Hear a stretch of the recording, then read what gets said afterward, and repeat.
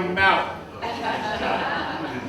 I was born with the ability to emote, and people should know sitting next to me always gives you a headache. Can I ask everybody please come to their feet, and all veterans in the room face the American flag. By an act of Congress, right hand salute. I pledge allegiance to the flag of the United States of America and to the republic for which it stands, one nation, under God, indivisible, with liberty and justice for all. Front. Stay up, please. POW MIAs. Those who are currently serving in the uniformed services of the United States are ever mindful that the sweetness of enduring peace has always been tainted by the bitterness of personal sacrifice. We are compelled to never forget that while we are enjoying our daily pleasures, there are others who are still enduring and may still be enduring the agonies of pain, deprivation, and imprisonment. We call them the POW MIAs. I call your attention to the small table, which occupies a place of dignity and honor, is set for one, and simplifies the fact that members of our armed forces are missing from our ranks. They are referred to as POW MIAs. We call them comrades. They are unable to be with their loved ones and family, so we join together to pay homage, tribute to them, and to bear witness to the continuous abstinence. The table is small. It symbolizes the frailty of one prisoner alone against his or her suppressors. The tablecloth is white, symbolic of the purity of their intention to respond to the country's call to arms. The single red rose in the vase signifies the blood that may have been shed in the sacrifice to ensure the freedom of our beloved United States of America. This rose also reminds us of the families and friends of our missing comrades who keep faith while waiting their return. The red ribbon on the vase represents an unyielding determination for a proper accounting of our comrades who are not with us. A slice of lemon on the plate reminds us of their bitter fate. The salt that's sprinkled on the plate reminds us of the comrades' fallen tears of families as they wait. The glass is inverted. They cannot toast with us at this time. The chair is empty. They are not here. The candle is reminiscent of the light of hope which lives in our heart to illuminate their way home. The American flag reminds us that many of them may never return and have paid the supreme sacrifice to ensure our freedom. Let us pray to the Supreme Commander that all our comrades will soon be back within our ranks. Let us remember and never forget their sacrifice. May God forever watch over them and protect them and their families. Please be seated. And unfortunately, if you notice, I still stumble along my way through it. It's a very, very catchy speech.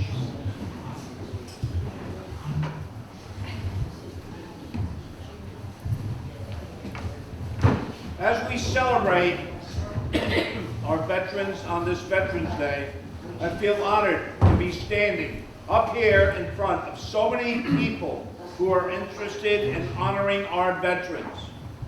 How wonderful it is to see the spirit of patriotism growing in our country. Once again, it is popular to publicize especially love for our great country. this patriotic spirit, excuse me, and spread to Americans of all ages. Hey, Jack, water, please. I'm sorry about this. My allergies have gone into, oh, thank you, went into overdrive.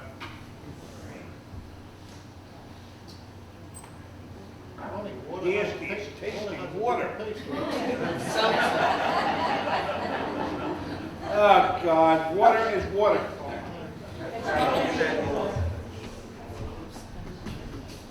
All right, thank you, sir. Where's my butler? Oh, there he is. I'm gonna retire. You're not. Oh, you'll be fired first. Put that down over there. Recent events that have made us realize that we have as Americans and the freedom we enjoy. Today, we recognize those who are protecting and continue to protect our way of life.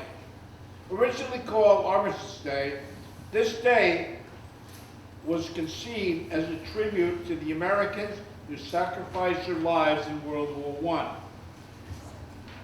All of our veterans have protected our democracy, our freedom, our way of life. Today we honor and thank them. And tomorrow we must continue to honor them.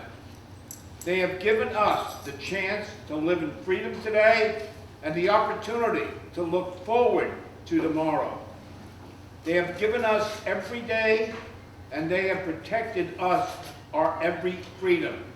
We must honor them every day, in every way that we can. The best way to honor our veterans is to take an active part in maintaining freedom in America. We must teach future generations about what it means to be an American. We must volunteer in our communities, take care of our veterans and their families, vote in elections, and continue to try to make America the very best that it can be. Without our veterans, we would not be here today. Without you, we wouldn't be able to reach out where we would be tomorrow. Thank you for honoring our veterans on this day. May God bless them, you, and the United States of America. Thank you.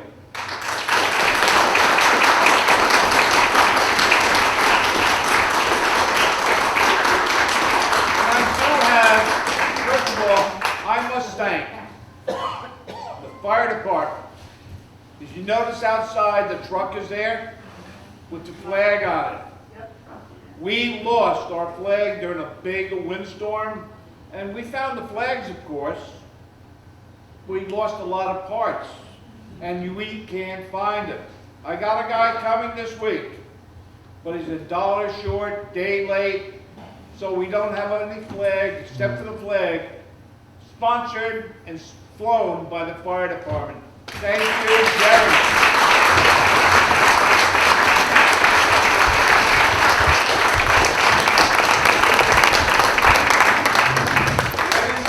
Our first responders are here with us. Again, thank you. I'm going to ask a couple of people to come up. I don't know if they're as eloquent as I am. I see you guys all smiling. I'm going to call up Congressman Elliot Engels, Chairman, House Foreign Affairs Committee.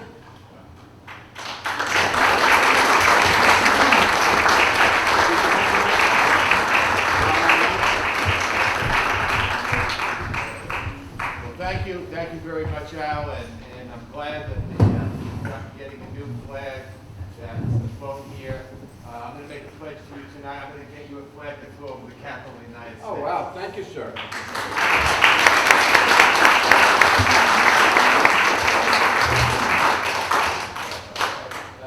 Let me say very briefly, because I know there are a lot of people here that want to Can't hear? talk. Can't hear me? Yes. Let me say very briefly, because I know there are a lot of people here who really wanted to talk. It is so important that all over this country, people like ourselves are paying tribute to veterans, because it's the veterans who really keep our country free. You know, there's a lot of clamor going on in Washington today. This one's fighting that one. I don't have to go into any of the details. You know what's going on.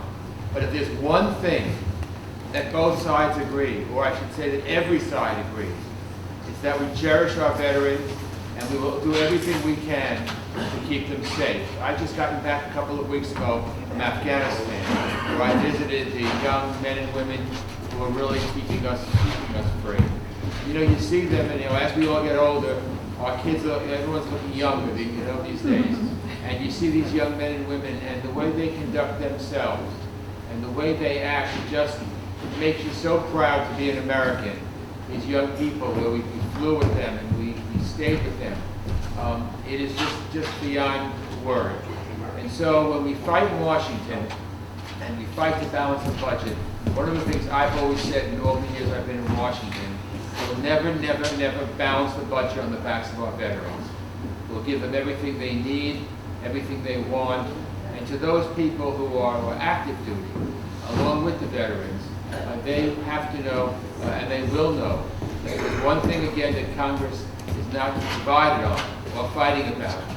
It's our veterans. It's keeping our veterans safe, making sure they keep us safe, and making sure the wonderful country that we call the United States of America continues to be the leader of the free world. When people grumble and people complain, I always say, stop your grumbling, because what other country would we want to live in than this wonderful country of ours? How fortunate we are at this time in our lives to be able to live in a country like the United States. We're not perfect. There are problems. There are things that all of us would like to improve. But you know what? The United States of America has been the leader of the free world, not because we've anointed ourselves, but because the world really has worked with us. They understand what freedom is. They understand the bad guys are out there. They understand that we need a strong military to keep us free. So I want to thank all the veterans today, American Legion and other groups. Thank you for what you do. Thank you for what you've always done. God bless America. And I promise, as long as I'm your congressman, I will continue to fight for you, because you deserve everything you get. And then you deserve even more, because we live a standard of life because of all of you. God bless our veterans. Thank you.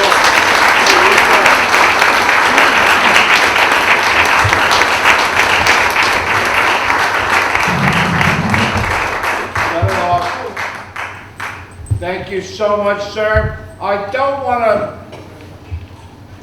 do it out of turn, so my excuse will be, I am United States Air Force.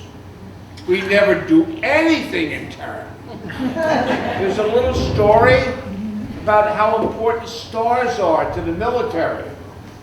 Army, Marines, you guys sleep under stars. Navy, you navigate by them. Air Force, we monitor our hotels by how many stars they have. So you got to realize when I do these things, okay, trying to stay in the proper order, not because they're friends of mine, but I think what I'm going to do, jumping around, I got to bring another veteran up. Ron Tochi, front and center.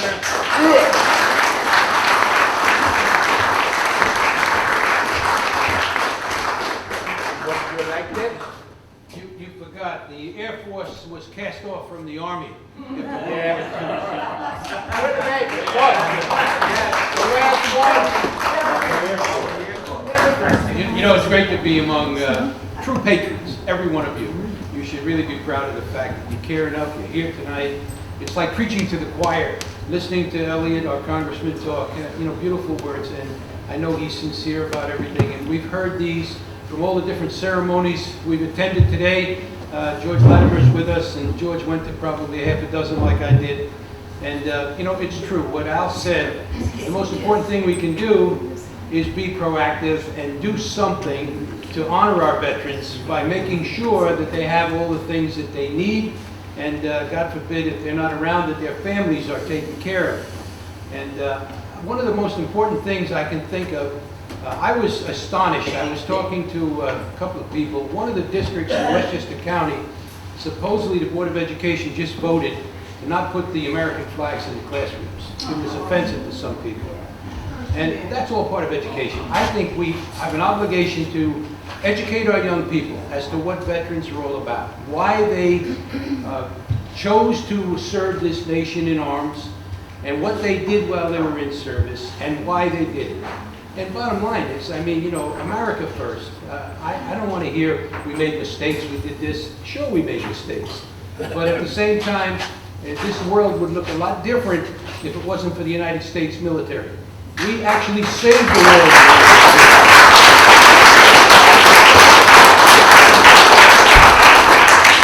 So I just want to take the opportunity to thank everyone. Remember, those veterans that are inscribed in memoriam, the only thing we can do for them is to pray for them.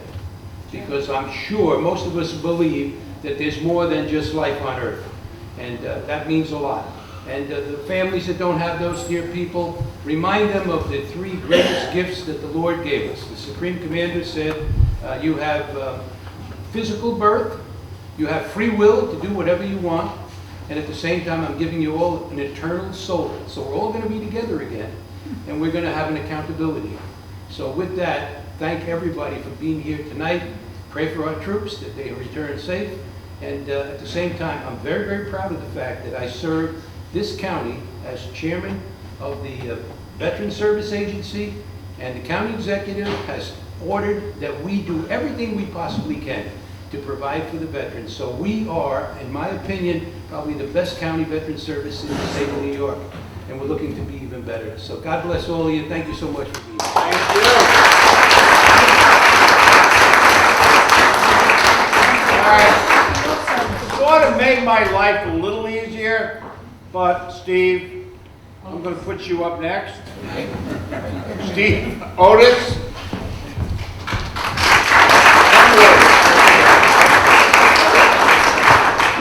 The great thing about coming here is that Al is always so meaningful, and it is always hearing his readings and hearing his words is inspirational and meaningful.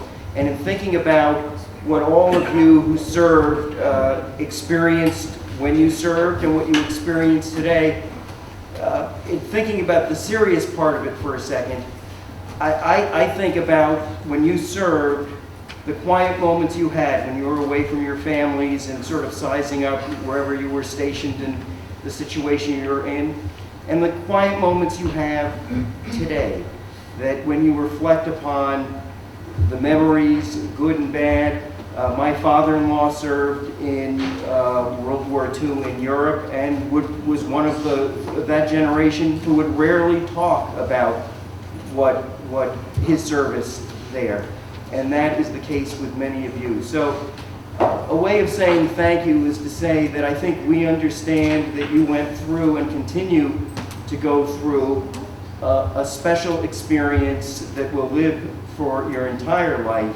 But you gave us a special gift, the gift of the great freedom of this country. It came at a sacrifice, it came from your hearts, and it still comes from your hearts. Thank you for what you do, and it's an honor always to be here with you. Thank you.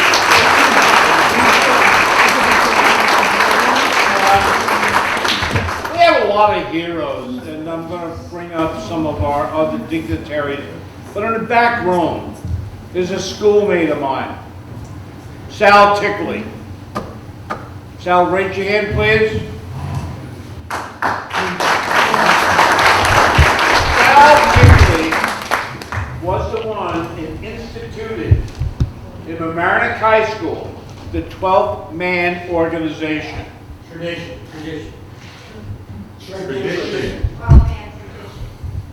How do you spell that, Sal? You stunk in high school. 12th Man Tradition. I'm so sorry. Did I mention the Air Force? Sal single-handedly put this thing together, and it goes on and on. I'm proud to call you a friend. Thank you, Sal, for all you did. We lost 12 men from Mamaroneck High School. Oh, I'm wrong. 9 from Mamaroneck, 2 from Rhinebeck, 1 from Stephen. Okay? I've been now corrected for how many times? Sal! Can I just say something? Yeah. There's 2 things I've never protested. First of all, I want to thank Mr. Tochi for honoring us by attending the Mamaroneck Vietnam Memorial 8 years ago. All right? I want to thank Senator Latimer that sent me, out of the goodness of his heart, 12 certificates of merit by the New York State Assembly, bearing the names of these 12 people and delivering directly to my house the day of the speech.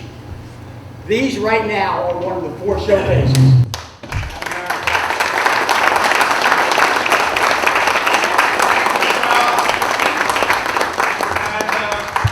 George, could I ask you to come forward, please?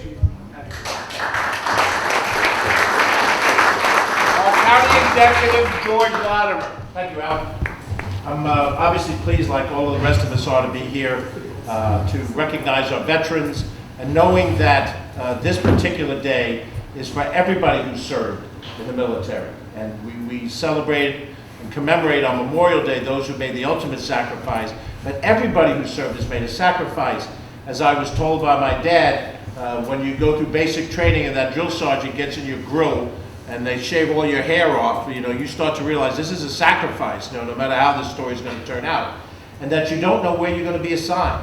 And even if you're in quote-unquote peacetime, you might be a peacekeeper along the DMZ in North Korea, or you might be in West Berlin, or you might be in a boat off the shore of Cuba during the Cuban Missile Crisis, and at a moment's notice, peacetime can turn into a shooting war in a heartbeat. And you, the individual, don't know. All you know is you did what Uncle Sam asked you to do, and you did it with a full heart and a gracious heart. I've made this reference a couple of times before, and since we were this morning in Mamaroneck, I've forgotten what I said Mamaroneck, since I've been to a few other places since then. But I'll take, and you, by the way, you should be happy to know that the spirit of Americanism here in Larchmont was not only on display in Mamaroneck, but I saw it personally in Lewisboro, Portland, Greenberg. Shelley was in Yonkers and a couple of places. Some people make New Rochelle, and it is an across-the-board thing. But I always reference the Star Spangled Banner, the national anthem. It is one of the hardest songs to sing. I think 85% of us can't sing it because it's impossible with the way you have to sing it. And we know the words, and we go through it like rote message. If you're Christian, you say the Lord's Prayer, you say it without even thinking of what the words are because you're so accustomed to saying it. But if you listen to the words of the Star Spangled Banner, the first 2/3 of it talk about the Battle of Fort McHenry in the War of 1812. And what you looked up to see was the flag still standing after the overnight battle. But the last third of the national anthem wasn't written about the War of 1812. It was written about all the years that have come since that. And what Francis Scott Key wrote, which we sing, is, "Oh say, does that Star-Spangled Banner yet wave over the land of the free and the home of the brave?" And the only answer to that is every person in this room that ever signed up for military duty showed that the land of the free is free because it is still the home of the brave. Thank you, Al. Thank you, George.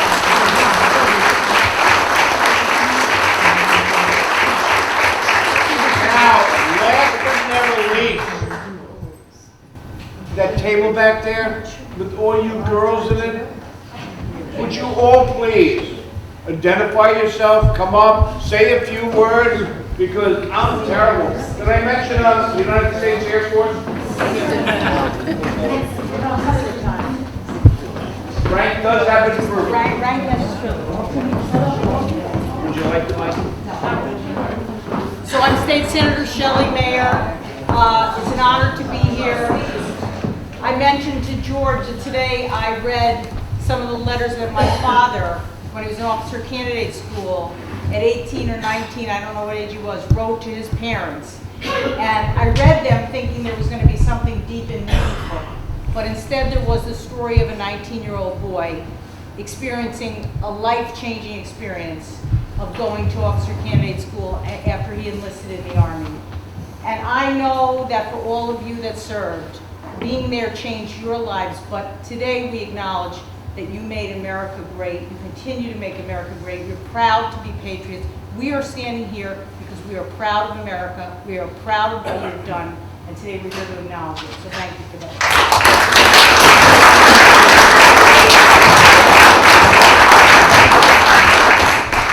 I'm Catherine Parker. I'm your county legislator. Let me start by saying a big thank you for your service. I think on a day like today, that cannot be understated, and it needs to be said as much as possible.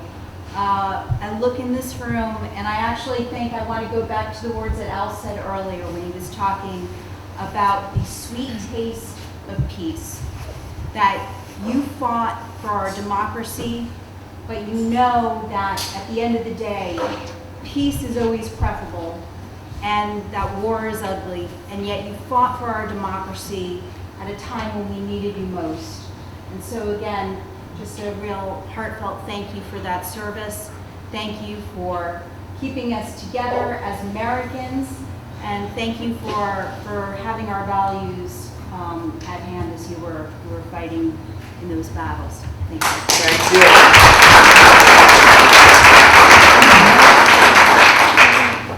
Hi, my name is Jane Alkindini, and I'm the Deputy Supervisor of the Town of Mamaroneck. Veterans Day has a special significance to me because it reminds me of my dad, Lieutenant Junior Grade Alan Elkin. He was so proud to have been a veteran in World War II. I can still see the picture of him in his dress whites, he was in the Navy, on the piano in our living room next to the picture of my mother in her wedding dress. And Veterans Day is also his birthday. He would have been 95 today. So I want to thank all of you for commemorating this day on behalf of all the men and women in the military, past and present, who sacrificed their time and risked their lives for our country and the freedoms that we enjoy. Thank you.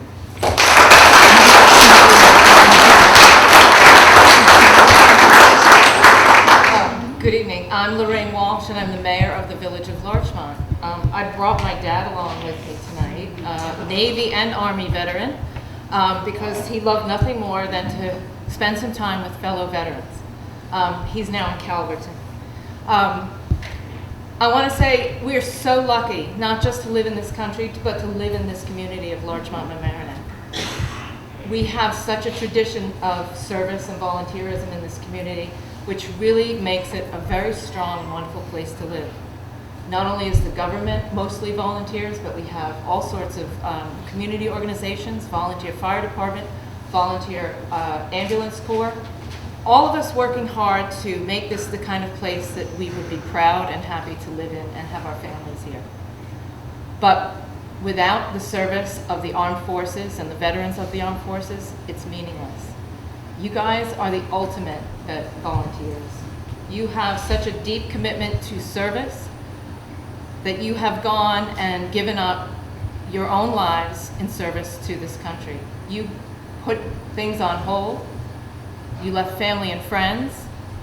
You took the chance of being mortally wounded, also that we could have this community and live here in peace and brotherhood together. So for that, we thank you. We can't thank you enough.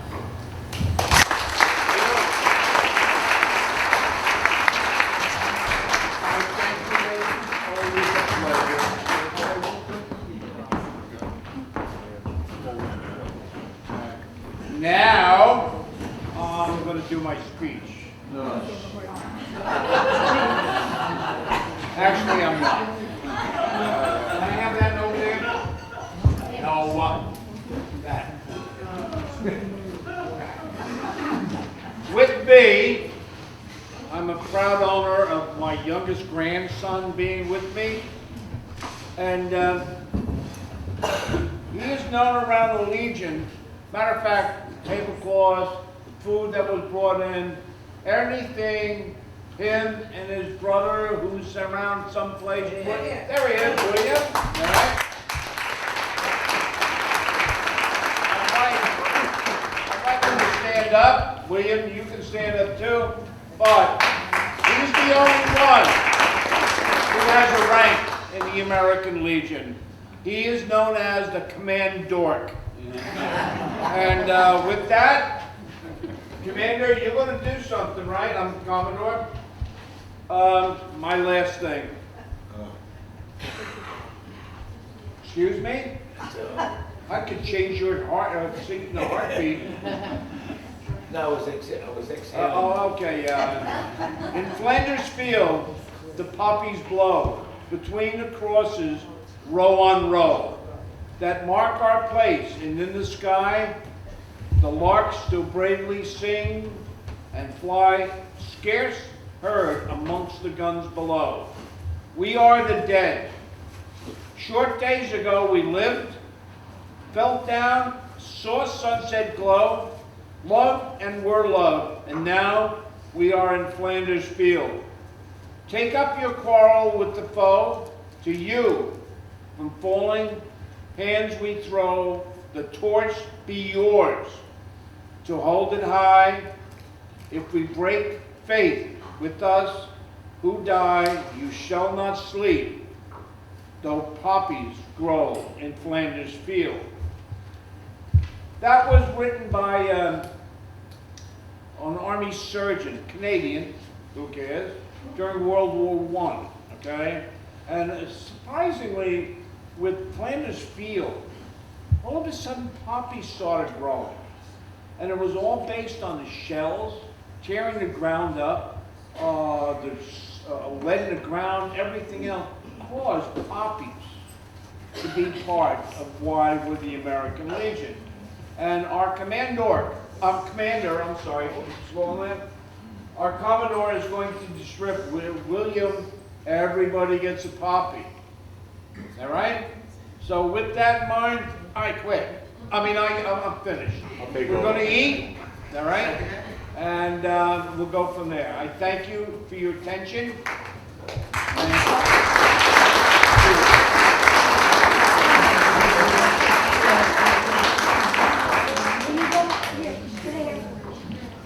Food is served.